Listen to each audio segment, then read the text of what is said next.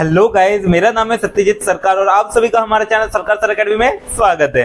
तो गाइज आज के लेक्चर में हम लोग देखने वाले हैं क्लास 12 के मैथ्स 1 का लेसन नंबर 3 जो कि हमारा ट्रिग्नोमेट्रिक फंक्शन, जिसका आज हम लोग थर्ड एक्सरसाइज का क्वेश्चन नंबर 2 देखने वाले हैं। तो चलिए गाइज बिना देरी के शुरू करते हैं। तो गाइज अगर आप लोग चैनल में नए हैं तो चैनल को सब्सक्राइब कर दीजिए, वीडियो अगर पसंद आता है तो वीडियो को लाइक कर दीजिए और बेल आइकन को जरूर से दबा दीजिएगा लेटेस्ट नोटिफिकेशंस के लिए। और गाइज अगर आप लोगों ने प्रीवियस लेक्चर्स नहीं देखा है तो लिंक आपको नीचे डिस्क्रिप्शन में मिल जाएगा, वहां से देख सकते हैं। और गाइज मैं आप लोगों को एक बहुत बड़ा सा सॉरी बोलना चाहूंगा, बिकॉज यहाँ पे मेरे जो लेक्चर्स है वो लगभग 1 महीने के गैप में अपलोड हो रहे हैं। बिकॉज इसके पीछे भी रीजन है, मेरे पहले तो माइक खराब हो गया था, उसकी वजह से पहले वीडियो डिले हुए, और उसके बाद फिर मैं थोड़ा सा घूमने के लिए चला गया था, साउथ टूर पे चला गया था, जिस वजह से और वीडियो डिले हो गए। तो 1 महीने बाद आप लोगों को वीडियोस मिल रहे हैं। इसके पहले के जो दो वीडियोस थे तो वो मेरा माइक जैसे मैंने परचेस कर लिया था वैसे मैंने शूट कर डाला था, लेकिन अपलोड नहीं किया था। तो एक साथ मैं अभी से अपलोड करना स्टार्ट कर दिया है। आपको इसके पहले पे ऑलरेडी 2 लेक्चर्स मिल चुके होंगे, अभी इसी को हम लोग कंटिन्यू कर रहे हैं इस लेक्चर से।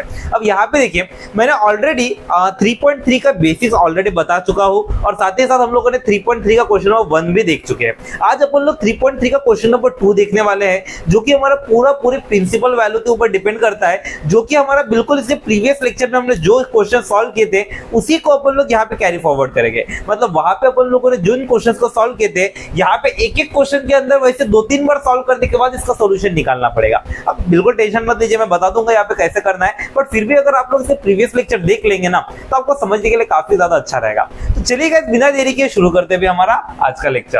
अब यहाँ पे देखिए क्वेश्चन क्या बोले, इवैल्यूएट द फॉलोइंग। अब यहाँ पे देखिए हम लोग को इवैल्यूएट करने बोले, किसको इवैल्यूएट करने बोले, ये जो एक्सप्रेशन गिवन है इस वाले एक्सप्रेशन को इवैल्यूएट करने बोले।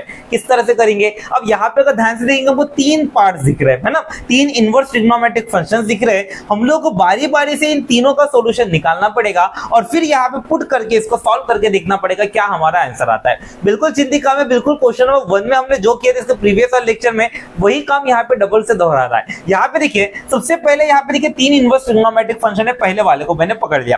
क्या बोला, मेरा पहला वाला क्या है, tan इनवर्स 1। अब tan इनवर्स 1 पूरा पहले वाला क्वेश्चन को याद कीजिए, tan इनवर्स 1 का वैल्यू हमको नहीं पता, हम लोग क्या बोल देंगे, x बोल देंगे। अब यहाँ पे देखिए tan इनवर्स 1 का वैल्यू x हो गया, tan इनवर्स उधर गया तो क्या हो जाएगा, x tan x हो जाएगा। तो हम लोग लिखेंगे tan x का वैल्यू कितना हो जाएगा, 1 हो जाएगा। अब मेरे को बताइए tan का वैल्यू 1 कब आता है, तो यहाँ पे देखिए tan का वैल्यू 1 आता है π/4। अब यहाँ पे देखिए मैं आप लोगों को थोड़ा सा रेंज लिख देता हूँ, मैंने यहाँ पे रेंज लिख के नहीं है। हम लोगों ने देखिए इनवर्स ट्रिग्नोमेट्रिक फंक्शंस का रेंज पढ़े थे, काफी इंपॉर्टेंट है, हम लोगों ने ऑलरेडी इसके प्रीवियस लेक्चर्स में देखे हैं। यहाँ पे मैं फिर से एक बार बता देता हूँ डबल से। जैसे हम लोगों ने इनवर्स ट्रिग्नोमेट्रिक फंक्शंस का रेंज क्या देखे थे, अगर हम लोगों का साइन इनवर्स, tan इनवर्स और कोसेक इनवर्स, इन सबका जो रेंज होता है ये हमारा कैसा रहता है, -π/2 से π/2 तक होता है। क्या होता है हमारा, -π/2 से π/2। लेकिन माइनर डिफरेंस के साथ हमारा साइन इनवर्स क्या होता है, -π/2 से π/2 इंक्लूडिंग -π/2 π/2। tan इनवर्स x का रेंज हमारा क्या होता है, -π/2 से π/2, लेकिन यहाँ पे वो उसको इंक्लूड नहीं करता। और कोसेक है ये, कोसेक इनवर्स x का हमारा रेंज क्या होता है, हमारा -π/2 से π/2, पूरा का पूरा एकदम साइन जैसा ही होता है, बस फर्क क्या होता है यहाँ पे हमारा जीरो नहीं होता, ठीक है।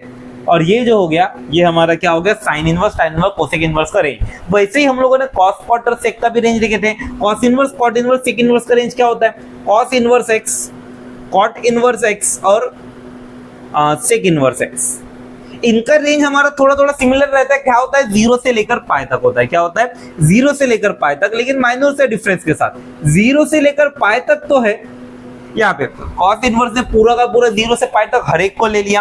कॉट इनवर्स ने क्या किया, 0 से लेकर पाई तक पूरा का पूरा लिया, लेकिन 0 और पाई को एक्सक्लूड कर दिया। और वहीं पर सेक इनवर्स का रेंज कैसा होता है हमारा, 0 से लेकर पाई तक पूरा का पूरा cos इनवर्स जैसा ही है, बस इसने क्या किया है, बीच में से π/2 को छोड़ दिया। ये हमारा रेंज किसका है, इन इनवर्स ट्रिग्नोमेट्रिक फंक्शंस का इन रेंज को हमको ध्यान में रख के सॉल्व करना था। देखिए अगर आप लोगों ने प्रीवियस लेक्चर नहीं भी देखे होंगे ना तो भी मैं आपको इस तरह से बता दूंगा ना, बड़ी इजीली कवर कर लेंगे। यहाँ पे देखिए क्या है, tan इनवर्स 1। अब tan इनवर्स 1 का वैल्यू हमको नहीं पता, हम लोगों ने क्या बोल दिया, x बोल दिया। अब ये tan इनवर्स ने अपना वैल्यू छोड़ के उस तरफ चला गया, tan इनवर्स उधर गया तो क्या होगा, tan x, यानी tan x का वैल्यू क्या बचेगा, 1 बचेगा। अब मेरे को बताइए tan का वैल्यू 1 कब होता है। अब देखिए पहली बात, पॉजिटिव अगर दिख रहे होंगे ना इसके अंदर के वैल्यू, तो फिर तो कोई टेंशन ही लेने की जरूरत नहीं है, डायरेक्ट कर देना है कि हमको tan का वैल्यू 1 कब आता है, π/4 पे आता है, तो हम लोग यहाँ पे डायरेक्ट लिख देंगे tan x बोले तो कितना, tan π/4, tan π/4। देखिए सीधा सा लॉजिक बताता हूं, अगर ये पॉजिटिव है तो डायरेक्ट लिखना है, ज्यादा दिमाग लगाने की जरूरत नहीं, डायरेक्ट बताइए tan का वैल्यू 1 कब आता है, π/4, तो tan x का वैल्यू tan π/4 हो जाएगा, tan कैंसिल, x का वैल्यू कितना निकला, π/4। अब मेरे को बताइए π/4 क्या tan इनवर्स की रेंज में आ रहा है, तो tan इनवर्स का रेंज कितना था, -π/2 से π/2, यानी -90 से 90, क्या ये -90 से 90 के बीच में है, π/4 मतलब 45 डिग्री, 45 मेरा -90 और 90 के बीच आता है, मतलब बिल्कुल इस कंडीशन ने उस रेंज को सेटिस्फाई किया, तो हम लोग बोलेंगे π/4 x = π/4 इज बिलोंग्स टू क्या है हमारा, -π/2 से π/2। देयरफॉर अपन लोग बोलेंगे tan इनवर्स 1 का वैल्यू हमारा कितना निकला, tan इनवर्स 1 का वैल्यू हमारा कितना निकला, π/4। देखिए पहला वाला वैल्यू निकाल दिया, सेम इसी तरह से दूसरा वाला भी निकालना है, cos इनवर्स 1/2, cos इनवर्स 1/2 को निकालेंगे, क्या मिलेगा, तो हम लोग क्या लिखेंगे, cos इनवर्स 1/2 का वैल्यू हमको नहीं पता, हम लोग इसको क्या बोलेंगे, cos इनवर्स 1/2 के वैल्यू को अपन लोग इमेजिन कीजिए y बोल दिए, ठीक है। अब यहाँ पे cos इनवर्स से उस तरफ गया तो क्या हो जाएगा, cos y का वैल्यू कितना, cos y का वैल्यू 1/2। अब मेरे को बताइए cos का वैल्यू 1/2 कब आता है, तो हमको पता है cos का वैल्यू 1/2 हमारा 60 डिग्री मतलब π/3 पे आता है, तो हम लोग यहाँ पे लिखेंगे क्या हो जाएगा, cos y = cos 60 डिग्री मतलब कितना, π/3। अब देखिए जब पॉजिटिव है तो ज्यादा दिमाग लगाने की जरूरत नहीं, सीधा सीधी π/3 आ गया, कोई टेंशन नहीं, cos कैंसिल, तो y का वैल्यू कितना हो जाएगा, π/3। अब मेरे को बताइए cos का रेंज हमारा क्या था, cos इनवर्स का, तो cos इनवर्स का रेंज था 0 से π मतलब 0 से 180, और ये π/3 बोले तो 60 डिग्री, 60 डिग्री मेरा 0 और 180 के बीच आता है ना, बिल्कुल आता है, इसका मतलब इस रेंज को सेटिस्फाई किया, तो हम लोग यहाँ पे लिखेंगे, क्या लिखेंगे कि y = π/3 जो है वो बिल्कुल मेरे उस रेंज को सेटिस्फाई करता है, y = π/3 इज बिलोंग्स टू किस, क्या है हमारा 0 से लेकर π, इस रेंज को सेटिस्फाई किया, देयरफॉर अपन लोग बोलेंगे cos इनवर्स 1/2 का वैल्यू कितना निकला, देयरफॉर cos इनवर्स 1/2 का वैल्यू निकल गया हमारा π/3। देखिए एक और वैल्यू आ गया, सेम उसी तरह से sin इनवर्स 1/2 का भी वैल्यू निकालते हैं, अपन लोग क्या लिखेंगे, sin इनवर्स 1/2, sin इनवर्स 1/2। अब इसका वैल्यू हमको नहीं पता, इमेजिन कीजिए मैंने बोल दिया z, सेम वही लॉजिक, sin इनवर्स उधर गया, sin z का वैल्यू कितना होगा, तो sin z का वैल्यू हो जाएगा हमारा कितना, 1/2, ठीक है। यहाँ पे sin इनवर्स तो उस तरफ चला गया तो कितना बन गया, sin z। अब यहाँ पे देखिए sin z का वैल्यू 1/2, sin का वैल्यू 1/2 कब आता है, तो हमको पता है 30 डिग्री, 30 डिग्री मतलब कितना होता है, π/6, तो हम लोग लिखेंगे sin z = कितना रहेगा, sin 30 बोले तो कितना, π/6। अब यहाँ पे पॉजिटिव है मतलब ज्यादा दिमाग लगाने की जरूरत नहीं, डायरेक्ट करेंगे, sin z का value sin π/6, sin cancel, z का वैल्यू कितना, π/6, और z का वैल्यू π/6, z बोले तो कौन था, sin इनवर्स 1/2, यानी sin इनवर्स 1/2 का वैल्यू हमारा π/6 यानी 30 डिग्री अपना बिल्कुल इस कंडीशन में आता है, क्योंकि हमको पता है sin इनवर्स का रेंज कहां से कहां तक था, -90 से 90, 30 डिग्री उस रेंज को क्या बोलते हैं, फुलफिल करता है, तो अपन लोग लिखेंगे z = π/6 इस बिलोंग्स टू कितना लिखेंगे अपन लोग, -π/2 से π/2। देयरफॉर अपन लोग लिखेंगे sin इनवर्स 1/2 का वैल्यू कितना निकला, sin इनवर्स 1/2 का वैल्यू हमारा निकला π/6। अब देखिए हमारे तीनों के तीनों वैल्यू निकल चुके हैं, पहला वाला वैल्यू हमारा क्या था, tan इनवर्स 1 का वैल्यू हमने निकाल दिए, उसके बाद दूसरा वाला वैल्यू क्या था, cos इनवर्स 1/2, इसका भी वैल्यू हमने निकाल दिए, और फिर तीसरा हमारा क्या था, sin इनवर्स 1/2, इसका भी वैल्यू हमने निकाल दिए, तीनों के तीनों वैल्यूज निकल गए, मतलब अभी सीधा सीधा इस एक्सप्रेशन में मैं पुट कर सकता हूं, तो मैं यहाँ पे लिखूंगा अभी देयरफॉर, क्या लिखूंगा, देयरफॉर क्या है हमारा, tan inverse 1 plus cos inverse 1/2 plus sin inverse 1/2 इसका वैल्यू, ठीक है। tan इनवर्स 1 का वैल्यू कितना निकला था हमारा, π/4, प्लस cos इनवर्स 1/2 का वैल्यू कितना निकला था, π/3, एंड देन sin इनवर्स 1/2 का वैल्यू कितना निकला था, π/6, ठीक है। अब इसको देखिए अगर सिंप्लीफाई करना है तो सबसे पहले डिनोमिनेटर का एलसीएम निकालिए, डिनोमिनेटर का एलसीएम कितना आता है, 12 आता है, 12 बनाने का ट्राई कीजिए, 4 को 12 बनाना है 3 से मल्टीप्लाई, π/4 × 3 × 3, प्लस इधर कितना π/3, 3 को 12 बनाना है तो × 4 × 4, प्लस इधर कितना π/6 इंटू टू। देखिए मैं इतना डिटेल अभी कर रहा हूँ, लेकिन इसके बाद हर एक क्वेश्चन में करूंगा ऐसा नहीं। बहुत लोगों को इसमें दिक्कत होता है करके मैंने एक स्टेप लिखा है, आगे के क्वेश्चन में हम लोग ऐसे स्टेप नहीं लिखेंगे, डायरेक्ट लिख देंगे। यहाँ पे कितना हो जाएगा 3π/12 प्लस 4π/12 एंड देन 2π/12। अब देखिए कॉमन डिनोमिनेटर हो जाएगा, सबका डिनोमिनेटर सेम है। 3π प्लस 4π कितना होता है 7π, 7π प्लस 2π कितना होता है 9π, मतलब 9π/12। 9 कितने से दोनों को दोनों 3 के टेबल में आता है, 3 3 जा 9 एंड 3 4 जा 12। तो हमारा आंसर कितना निकला 3π/4। इसका मतलब ये जो हमारा क्वेश्चन है इसका हमारा सॉल्यूशन कितना निकलता है 3π/4। That's your solution. इस तरह से हम लोगों को सॉल्व करना। ये हमारा क्या था, इसके रेंज से इसको कंसीडर नहीं करना। अब यहाँ पे देखिए इस तरह से हमारा क्वेश्चन बड़ी इजीली सॉल्व होता है, बिल्कुल सेम प्रीवियस क्वेश्चन जैसा ही है ना। पिछले बार जैसे हम लोगों ने क्वेश्चन में एक एक करके प्रिंसिपल वैल्यूज निकाले थे, यहाँ पे भी सभी के सभी प्रिंसिपल वैल्यूज निकालेंगे, तीनों का बारी बारी से, फिर कंडीशन में पुट कर देंगे, हमारा आंसर हमको मिल जाएगा। तो चलिए गाइस अब जल्दी से इसका एक स्क्रीनशॉट ले लीजिए। तो चलिए गाइस जल्दी से भी हम लोग सेकंड वाला क्वेश्चन देखते हैं। देखिए गाइस क्या बोले यहाँ पे cos inverse 1/2 plus 2 sin inverse 1/2। बिल्कुल सिमिलर क्वेश्चन है गाइस। अगर आप लोगों को समझ गया होगा तो खुद से जरूर से सॉल्व करके देखिए, नहीं समझा होगा तो ही देखिए यहाँ पे, लेकिन फर्स्ट अटेम्प्ट खुद से एक बार जरूर से ट्राई कीजिए, फिर चेक कीजिएगा। यहाँ पे देखिए क्वेश्चन क्या है, cos inverse 1/2 plus 2 sin inverse 1/2। दो हमारे पास इनवर्स ट्रिग्नोमेट्रिक फंक्शन दिख रहे हैं, हम लोग बारी बारी से दोनों को सॉल्व करेंगे। सबसे पहले वाले को टारगेट कीजिए। पहला वाला कौन है हमारे पास, तो हमारे पास है cos इनवर्स 1/2। हमको इसका वैल्यू नहीं पता, हम लोगों ने क्या बोल दिया x बोल दिया। अब यहाँ पे cos इनवर्स से उधर गया तो क्या हो जाएगा cos x का वैल्यू कितना हो जाएगा 1/2।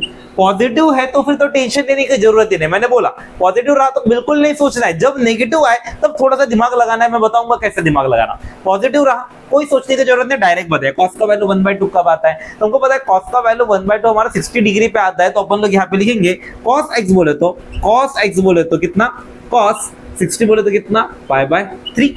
अब यहाँ पे cos x का वैल्यू cos π/3 हो गया, cos कैंसिल, x का वैल्यू कितना π/3।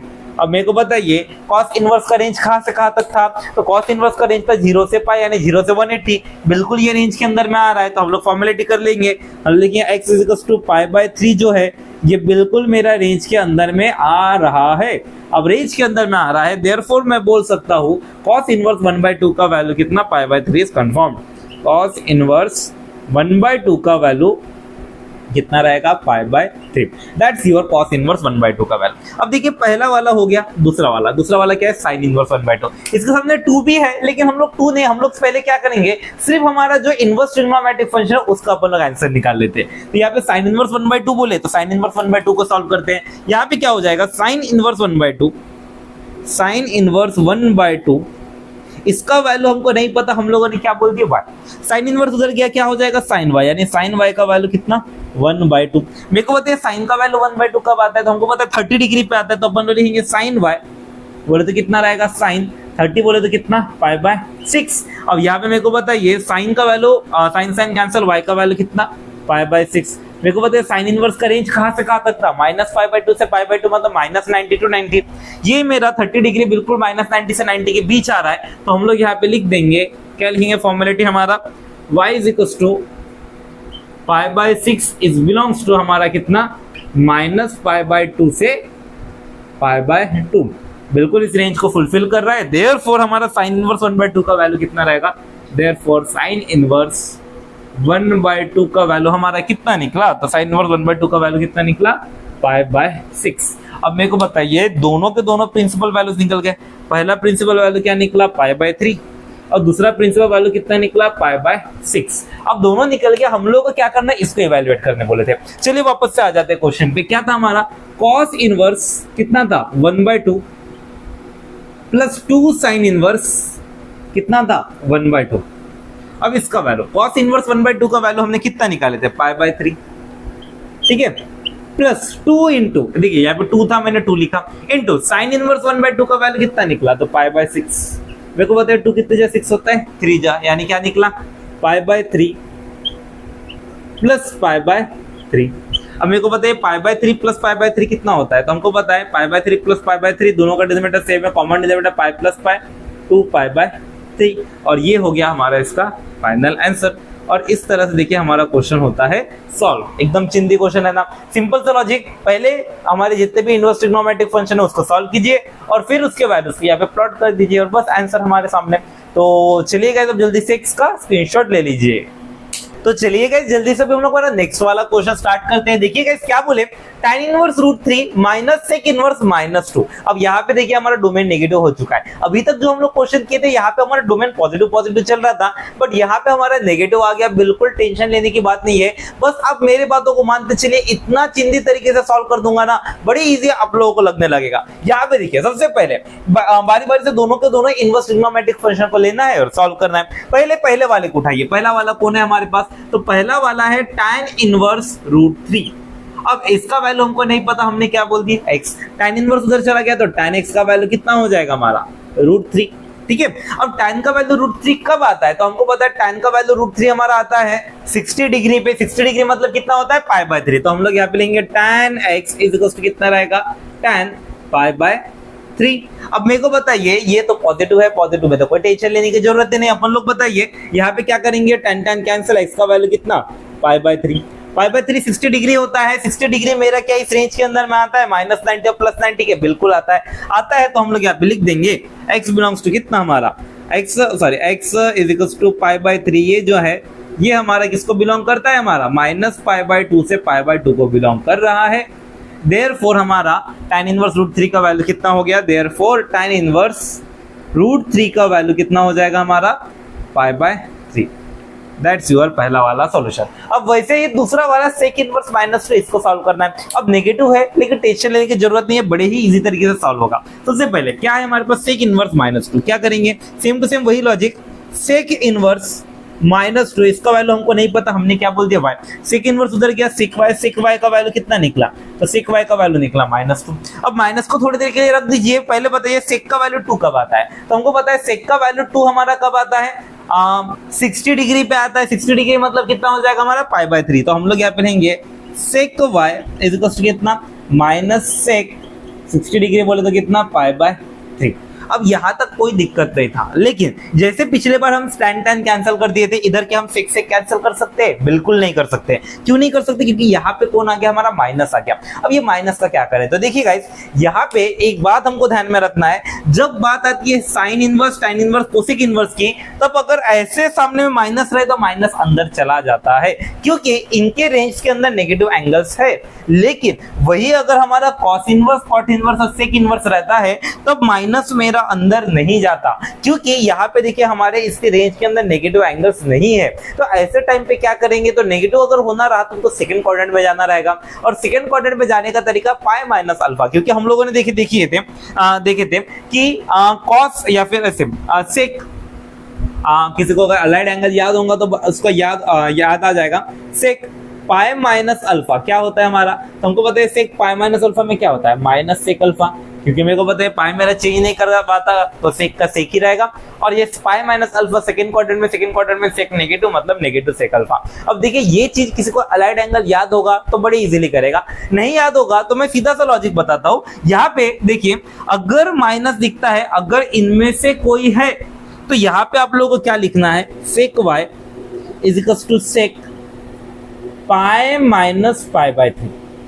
कोई दिमाग नहीं, कुछ नहीं। अगर आपको इन तीनों में से कोई दिखता है और बाहर इस तरह से नेगेटिव दिख रहा है तो आपको इस वाले एंगल को π- होके लिखना है, और अगर इनमें से कोई दिख रहा है तो सीधा सीधी माइनस अंडर डाल देंगे। यहाँ पे ऐसा हो जाएगा कि -π/3 डायरेक्टली। तो यहाँ पे देखिए हम लोगों ने sec y का वैल्यू क्या बोले, sec ऑफ π-π/3 बोल दिए। अब यहाँ पे देखिए π-π/3 को सॉल्व करेंगे, क्या मिलेगा हमें, तो अपन लोग लिखेंगे, इधर से लिख देता हूँ, sec y is equal to कितना रहेगा, sec π-π/3 3π-π 2π/3 2π/3। sec से कैंसिल, y का वैल्यू कितना 2π/3। अब देखिए इस तरीके से अभी इसका वैल्यूज निकालेंगे। ध्यान में रखना है कि अगर कभी भी नेगेटिव आया तो इन तीनों के मामले में माइनस डायरेक्टली अंदर जाएगा, और इन तीनों के मामले में वो क्या हो जाएगा, π-α के फॉर्म में आ जाएगा। और π-α के फॉर्म में आ गया मतलब -sec अल्फा का जैसे sec π-α होता है, बिल्कुल इसी तरीके से।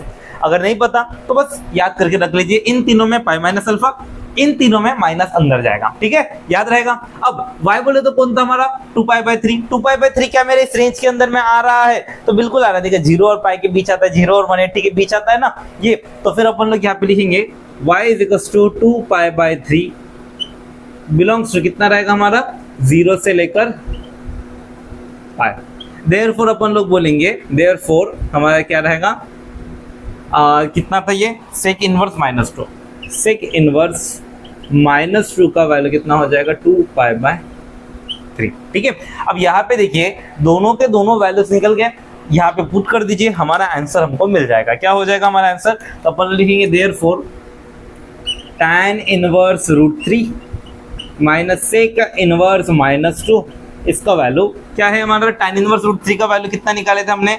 ये हमारा था tan इनवर्स √3 का वैल्यू π/3 माइनस sec इनवर्स -2 का वैल्यू कितना निकाले थे? तो हमने निकाले थे 2π/3। यहाँ पे 3 सेम डिनोमिनेटर π-2π माइनस π/, और ये हो गया हमारा आंसर। अब देखिए गाइस, अगर कोई बोलता होगा कि सर हम लोग तो गलती से यहाँ पे माइनस को अंदर डाल दिए, तो क्या गलत हो जाएगा? बिल्कुल गलत होगा। यहाँ पे क्या होता है, अगर मैंने माइनस अंदर डाल दिया तो यहाँ पे क्या हो जाता है, 6 से कैंसिल हो जाएगा, और यहाँ पे देखिए y का वैल्यू हमारा -π/3 हो जाएगा, मतलब -60, जो कि इस रेंज को फुलफिल नहीं करता है। इसी वजह से मैं बोल रहा हूँ कि याद रखना है कि माइनस इस तरह से अंदर गलती से भी नहीं डालिएगा, स्पेशली इन तीनों के मामले में। तो इस तरह से देखिए हमारा ये वाला क्वेश्चन भी कंप्लीट होता है। चलिए गाइस, अब जल्दी से इसका एक स्क्रीनशॉट ले लीजिए। तो चलिए गाइस, अभी जल्दी से हम लोग क्वेश्चन नंबर 2 का हमारा लास्ट म्हणजे 4th क्वेश्चन देख लेते हैं। देखिए गाइस क्या बोले, cosec inverse -√2 plus cot inverse √3। फिर से यहाँ पे नेगेटिव वाला आ गया, कोई टेंशन नहीं है, बिल्कुल इसी तरीके से करना जैसा अभी तक हम लोग करते आ रहे थे। यहाँ पे देखिए सबसे पहले अपन लोग इनवर्स ट्रिग्नोमेट्रिक फंक्शन को अलग कर देते हैं। क्या हो जाएगा, कोसेक इनवर्स, कोसेक है कोसेक इनवर्स -√2, इसका वैल्यू हम लोग क्या बोल देंगे x। कोसेक इनवर्स उधर गया तो क्या हो जाएगा, कोसेक x = कितना हो जाएगा -√2। कोई टेंशन नहीं, नेगेटिव दिख रहा। सबसे पहले तो बताए कोसेक का वैल्यू √2 कब आता है, तो हमको पता है π/4 पे आता है, तो हम लोग लिखेंगे कोसेक x = कितना -कोसेक π/4। अब यहाँ पे देखिए जैसे पिछले बार वाले क्वेश्चन पे हमारे पास क्या था, इन तीनों में से एक था, जिस वजह से वहां पे हम लोगों ने पाई माइनस के फॉर्म में लिखे थे। लेकिन यहाँ पे देखिए कोसेक दिख रहा है, मतलब इन तीनों के फॉर्म में दिख रहा है। तो ऐसे में हम लोग क्या करेंगे, डायरेक्टली माइनस को अंदर डाल देंगे, क्योंकि हमको पता है sine inverse tan inverse cosec inverse के पास नेगेटिव वाले रेंज अवेलेबल है। तो अपन लोग यहाँ पे माइनस को सीधे अंदर डाल देंगे। हम लोग क्या लिखेंगे, कोसेक x = कोसेक क्या रहेगा -π/4। और यहाँ पे देखिए अब जाके कोसेक कोसेक कैंसिल, x का वैल्यू कितना हो जाएगा -π/4, और -π/4 निकल गया, मतलब ये -π/4 क्या रेंज के अंदर में आता है, -π/4 मतलब -45 डिग्री। और हमको पता है कोसेक का रेंज हमारा क्या था, -90 से +90। अब -45 बिल्कुल उस रेंज के अंदर में आ रहा है, तो अपन लोग लिख सकते हैं x बिलोंग्स टू कितना, x = पहले लिख लेते हैं -π/4 जो है ये मेरा बिलोंग्स करता है किसको, -π/2 से π/2 को, है ना। देयरफॉर अपन लोग लिखेंगे, देयरफॉर अपन लोग बोलेंगे cosec inverse x, cosec inverse x बोले तो -√2, इसका वैल्यू हमारा कितना हो जाएगा -π/4। पहला वाला इनवर्स ट्रिग्नोमेट्रिक फंक्शन का वैल्यू निकला, दूसरा वाले का करना है। दूसरा वाला में कोई टेंशन नहीं चाहिए, क्योंकि यहाँ पे देखिए ऑलरेडी हम लोगों का क्या दिख रहा है, पॉजिटिव दिख रहा है। तो चलिए बिल्कुल नॉर्मल जैसा कर लेते हैं। क्या लिखेंगे, कॉट इनवर्स कितना √3, कॉट इनवर्स √3, इसका वैल्यू हमको नहीं पता, हम लोग क्या बोलेंगे, y बोलेंगे। अब मेरे को बताइए इधर कितना हो जाएगा, कॉट इनवर्स उधर गया तो कॉट y का वैल्यू कितना हो जाएगा √3। अब मेरे को बताइए कॉट का वैल्यू √3 कब आता है, तो कॉट का वैल्यू √3 हमारा आता है 30 डिग्री पे। 30 डिग्री बोले तो हमारा कौन होता है, π/6 होता है। तो हम लोग लिखेंगे कॉट y = कितना, कॉट π/6, कॉट कैंसिल, y का वैल्यू कितना बन जाएगा, तो अपन लोग यहाँ पे लिखेंगे y बोले तो कितना हो जाएगा हमारा, y बोले तो हो जाएगा हमारा π/6, और y का वैल्यू π/6। मेरे को बताइए क्या वो रेंज के अंदर में आया है, तो π/6 बोले तो 30 डिग्री हमारा बिल्कुल 0 और 180 के बीच आता है। तो हम लोग लिखेंगे y = π/6 जो है ये बिल्कुल मेरा इस रेंज को फुलफिल करता है, किस रेंज को, 0 और पाई को। तो यहाँ पे अपन लोग लिखेंगे देयरफॉर हमारा क्या हो जाएगा, कॉट इनवर्स √3 का वैल्यू, कॉट इनवर्स √3 का वैल्यू हमारा कितना हो जाएगा π/6। अब यहाँ पे देखिए इस तरह से हमारे दोनों के दोनों वैल्यूज निकल गए, बस यहाँ पे पुट करना है और हमारा आंसर हमको मिल जाएगा। तो अपन लोग लिखेंगे यहाँ पे क्या हो जाएगा, देयरफॉर ये पहला वाला वैल्यू निकला हमारा, ठीक है, और ये दूसरा वाला वैल्यू निकला हमारा। अपन लोग लिखेंगे therefore cosec inverse -√2 plus cot inverse √3, इसका वैल्यू क्या रहेगा हमारा। तो अपन लोग लिखेंगे क्या हो जाएगा, पहला वाला हमारा -π/4 प्लस कॉट इनवर्स √3 का वैल्यू π/6। डिनोमिनेटर सेम है क्या, बिल्कुल भी नहीं है। तो पहले एलसीएम निकाल लीजिए, क्या हो जाएगा एलसीएम 12। तो यहाँ पे क्या हो जाएगा, 12 बनाने के लिए 4 3 जा 12 होता है, तो यहाँ पे ऊपर नीचे 3 से मल्टीप्लाई करेंगे, 3π/3 4 जा 12। इधर 12 करने के लिए 2 से मल्टीप्लाई करना पड़ेगा, 2 × π 2π डिवाइड बाय 2 × 6 12। डिनोमिनेटर सेम हो गया, कॉमन डिनोमिनेटर -3π प्लस 2π कितना होगा -π/12। और इस तरीके से देखिए हमारा इसका भी आंसर आ गया। तो बड़ा ही सिंपल काम है ना गाइस। चलिए अब जल्दी से इसका स्क्रीनशॉट ले लीजिए। तो गाइस इस तरह से हमारा क्वेश्चन नंबर 2 कंप्लीट होता है। उम्मीद करता हूं आपको हर एक चीज अच्छी तरीके से समझ गया होगा, बट फिर भी अगर आपको किसी चीज में कोई डाउट होगा तो आप मुझे नीचे कमेंट सेक्शन में पूछ सकते हैं। तो गाइस अगर आप लोग को हमारा वीडियो अच्छा लगता है तो चैनल को सब्सक्राइब कर दीजिए, वीडियो को लाइक कर दीजिए और बेल आइकन को जरूर से दबा दीजिएगा लेटेस्ट नोटिफिकेशन के लिए। तो चलिए गाइस मिलते हैं आपसे अगले लेक्चर में।